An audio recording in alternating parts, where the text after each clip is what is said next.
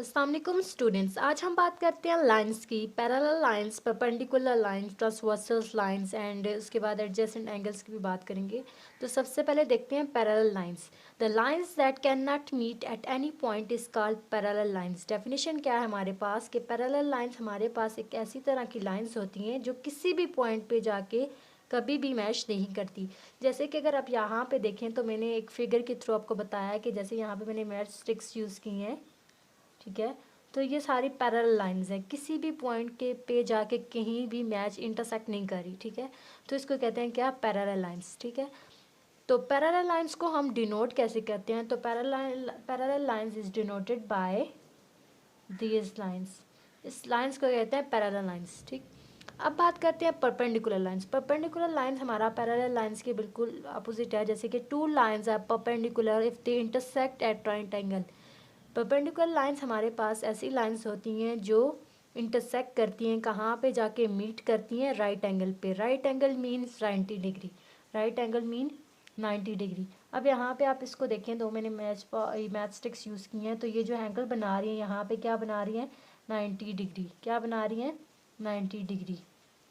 तो ये क्या है, एक दूसरे के क्या, ये अगर मैं इसको बोलती हूँ ये मेरी ए लाइन है और ये मेरी बी लाइन है, तो दोनों जो लाइंस हैं एक दूसरे को कट कर रही हैं किस पॉइंट पे, 90 डिग्री पे। तो इसको कहते हैं क्या, एक दूसरे के क्या है, परपेंडिकुलर है। उसके इसको डिनोट कैसे करते हैं? अगर मैं बात करूं कि मैं बोलूं कि ए और बी लाइन की बात करूं तो ए लाइन जो है वो परपेंडिकुलर है बी लाइन की। तो ये जो सिंबल है इसको कहते हैं परपेंडिकुलर का, ठीक है। ये लिखने की जरूरत नहीं है ए परपेंडिकुलर टू बी, तो हम डायरेक्ट ये सिंबल यूज़ करते हैं कि ए परपेंडिकुलर टू बी। उसके बाद बात करते हैं नेक्स्ट हमारा ट्रांसवर्सल, ट्रांसवर्सल लाइन। तो मैं ड्रॉ कर दूं। अब बात करते हैं ट्रांसवर्सल लाइन। ट्रांसवर्सल लाइंस हमारे पास कैसी होती हैं? Transversal lines, the lines cut two or more coplanar lines then it is called transversal to these lines. Sorry यहाँ पे THESC दीज होता है। लाइन, ऐसी लाइन जो कट करे को प्लेनर लाइंस को, ठीक है, उसको कहते हैं ट्रांसवर्सल लाइन, ठीक। अब यहाँ पे बात है को प्लेनर लाइन। तो को प्लेनर लाइंस हमारे पास बेसिकली एक ऐसी लाइंस होती हैं जो सेम प्लेन में जा रही हैं। जैसे कि यहाँ पे अगर आप देखें ये लाइन ए है मेरी, यहाँ पे लाइन ए है, ये होगी मेरी लाइन बी और ये इसके बाद ये मेरी लाइन सी। तो इन सारों की डायरेक्शन इस तरफ, एक तरफ जा रही है ना, ये सारे मूव इस तरफ कर रहे हैं, अलॉन्ग एक्स एक्सिस जा रहे हैं, ठीक है। ये सारे एक तरफ जा रहे हैं, तो एक ही इनकी सिमत है, एक ही तरफ जा रहे हैं। जैसे कि हम सारे बच्चे स्कूल की तरफ जाते हैं अगर, तो सारों की एक ही मंजिल है, सारों ने स्कूल ही जाना है, तो सारों का डिस्टेंस, तो सारे एक ही तरफ से आके और एक, फॉर एग्जांपल ये आपका स्कूल है तो सारे बच्चे उस तरफ आके और एक पॉइंट पे आते हैं, ठीक है। छोड़ें इस एग्जांपल को। वैसे अगर आप देखें कि ये अगर हमारी एक सड़क है ए, जो वो है रोड है, एक रोड है, बी रोड है और सी रोड है, ठीक है। ये तीनों सड़क जा रही हैं और अगर इस एक ऐसी सड़क जो इसको इंटरसेक्ट कर रही है, मतलब इसको कट डाउन कर रही है एट अ टाइम, इन तीनों को कट डाउन करती है, ये यहाँ पे इसको मैं लेती हूँ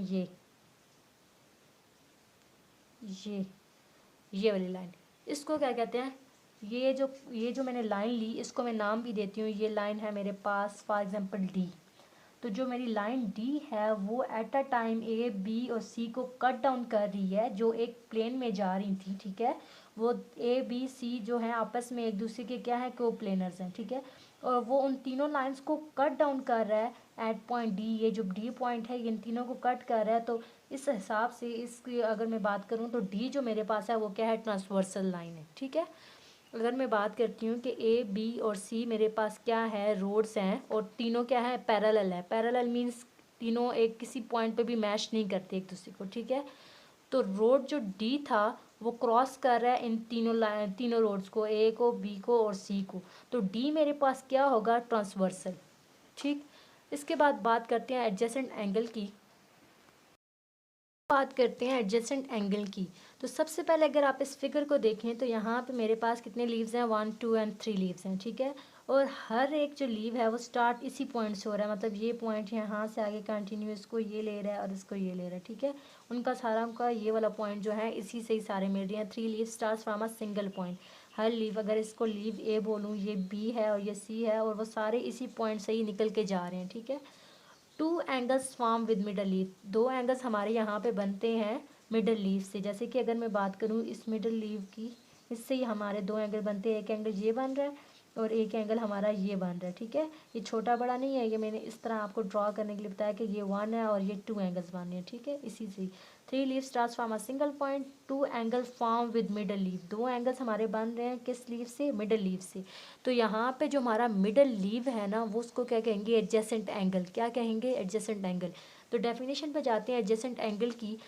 2 angles are called adjacent, 2 angle कब कहेंगे एडजेसेंट, अगर इफ़ दे हैव, अगर उनके पास क्या हो, कॉमन आर्म, ठीक है, common vertex, do not overlap. सबसे पहले बात करते हैं कॉमन आर्म। कॉमन आर्म का मतलब है कि मतलब जो साइड इसको लिंक कर रही है वो उसको भी लिंक करे। जैसे कि अगर मैं इस एंगल की बात करूँ, इस एंगल की बात करूँ तो इसके साथ एक पॉइंट, तो ये एक लाइन ये है, इसको अगर मैं लाइन बोलूँ ये ए लाइन है और इसके साथ लाइन है बी, ठीक है। और अगर मैं एंगल 2 की बात करती हूँ, उसके साथ मेरी एक लाइन है सी एंड दूसरी मेरी लाइन क्या है, बी। तो ये जो इसको फॉर एग्जांपल मैं ओ को इसको पॉइंट को कहती हूँ ओरिजिन। तो ओ भी जो है एक ऐसी कॉमन आर्म है जो इस एंगल के साथ भी है, इस एंगल के साथ भी है एट अ टाइम।